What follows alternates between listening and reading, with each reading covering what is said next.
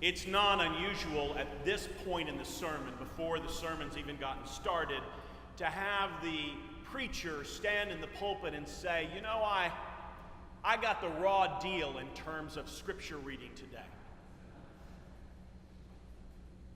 I've heard, I think, every member of St. Luke's clergy staff say it at one time or another. I know I have said it. I think I've even said it within the last couple of weeks.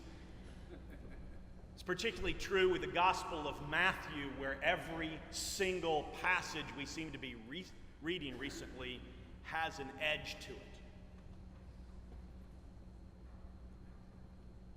But nobody, not one priest here, not one priest I know anywhere, wants to be in the pulpit this week following what we've experienced as a nation. Nobody wants to stand up to preach and try to make sense of what we had witnessed and experienced in Las Vegas. I know that I don't know how to do it, and I am not up to the task. 58 people killed in random and utterly senseless expression of hate and violence is beyond my capacity and ability to preach a meaningful sermon after something like that. Perhaps you followed the same experience I did. On Monday morning, I awoke to a breaking news notification on my phone, and I saw just the sentence or two announcing the shooting and giving the latest estimate of how many had died at that point. And in that moment, before I knew anything more than those two sentences, I became frustrated and indignant, and I knew what I would preach about on this day. I would preach about the role of guns and violence in our culture.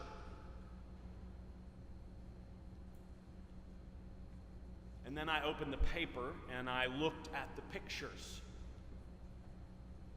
And this story became larger for me. Suddenly, this was so much more than a policy debate. I think, like all of you, I saw the pictures on that morning, but there was one particular picture, the picture that tore through me, was a picture of a single victim lying on the ground. I never saw her face. She was facing away from the camera. And she was wearing a pair of blue jean shorts. And oddly, it's those shorts that caught my attention. My daughter has a pair of shorts like that. Everyone's daughter of a particular age has a pair of blue jean shorts just like that. Suddenly for me, this was not a news story. This was a moment of total devastation for a family somewhere. This was someone's daughter.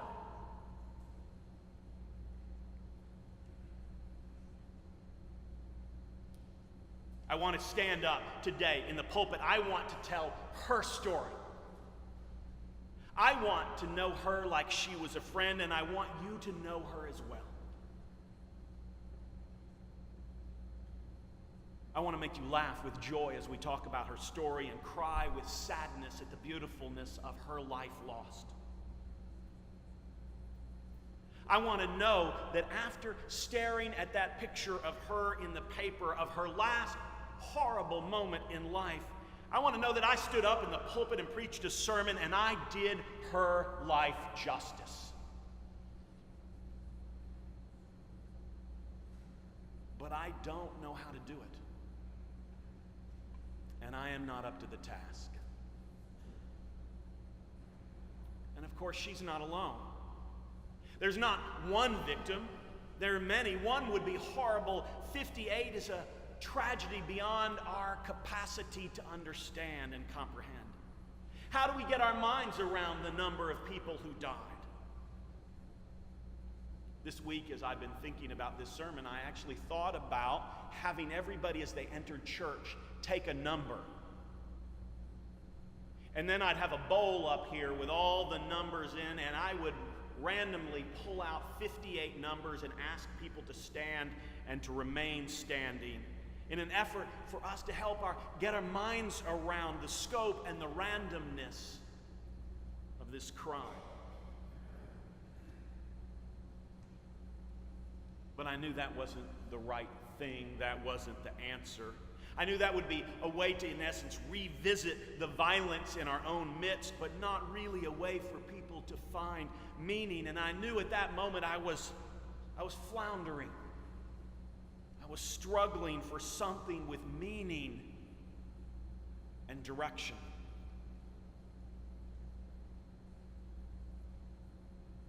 I opened several different newspapers from across the country and read the individual little blurbs about each of the 58 people, their names and their occupations, their ages. Perhaps, my next thought, perhaps what we'd do is we'd read their name and their occupation. We'd read their age of every single person who was killed, of all 58. We would give them, in this church service, a moment to be known.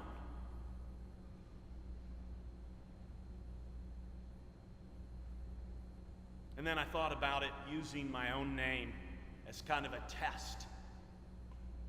Dan Matthews, 55, priest. And it suddenly seemed like such a hollow reflection of someone's life. These people deserved more. They deserved to be individually known. They deserve to be individually remembered. They deserve to never be forgotten.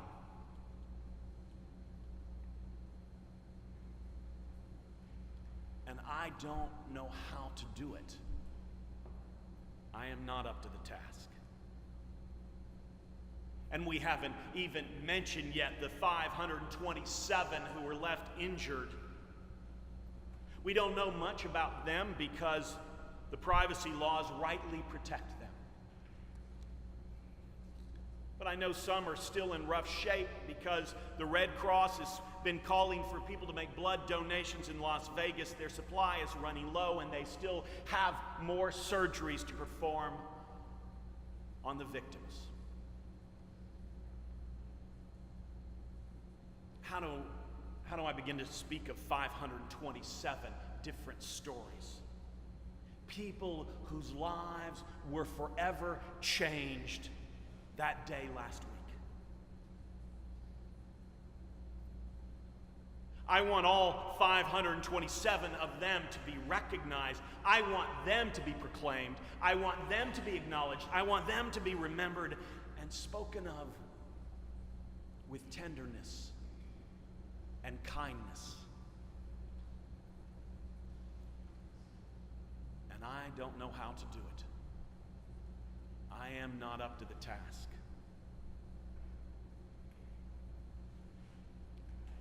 Here at St. Luke's, and actually in the Episcopal Church everywhere in our nation,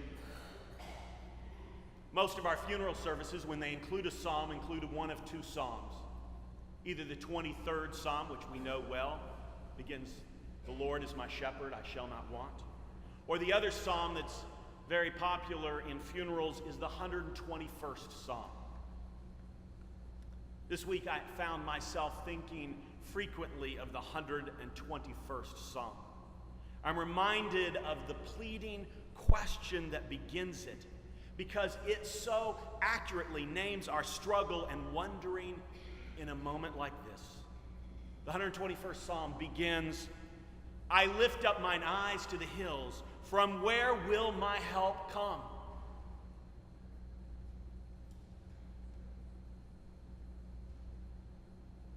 In moments like this, as we struggle personally to find our direction and our solace in overwhelming sense of loss and confusion, I relate to the longing and the wondering anguish of the question, from where will my help come?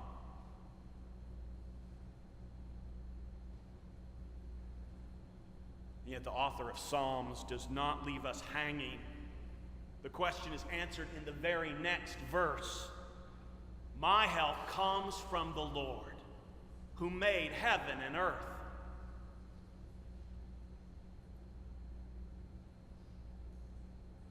I don't know how to preach this moment. I don't know how to redeem their deaths. I don't know how to bring victory even from the darkest moments of evil. We as a community, we don't know how to do it. We are not even collectively up to the task. But our God is. Listen to the words of Jesus as he spoke to his disciples and speaks to us yet still today from the Gospel of Luke. I tell you, my friends, do not fear those who kill the body and after that can do nothing more. Are not 5 sparrows sold for 2 pennies? And yet not one of them is forgotten in God's sight. But even the hairs on your head are counted. Do not be afraid, for you are of more value than many sparrows.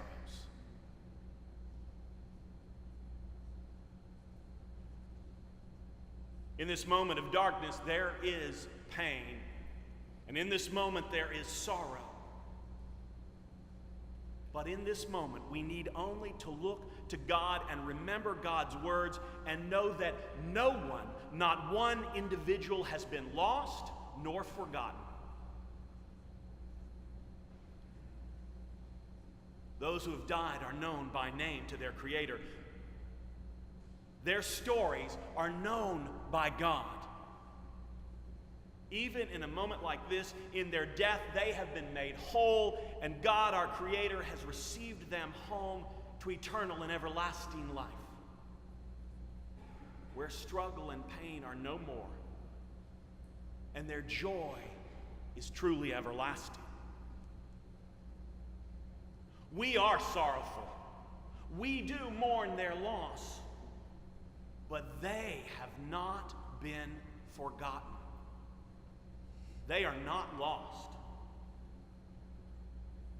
Their names have been remembered by the one who will preserve them in life for all eternity. Their stories are not ended that day in Las Vegas, but their stories continue for all eternity. Their help has come from the one who created them,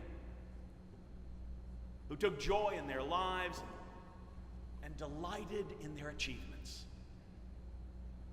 The one who created and sustains all of heaven and earth.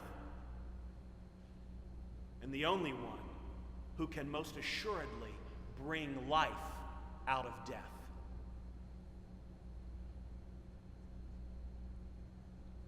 In moments like this, we are called to remember that we are Easter people. We are people who celebrate and proclaim, even in our darkest moments, that God has given to the world Jesus Christ,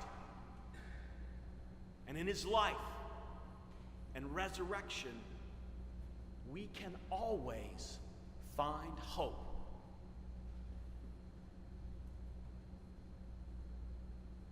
You and I are not strong enough to redeem a moment like this. But God most certainly is. Amen.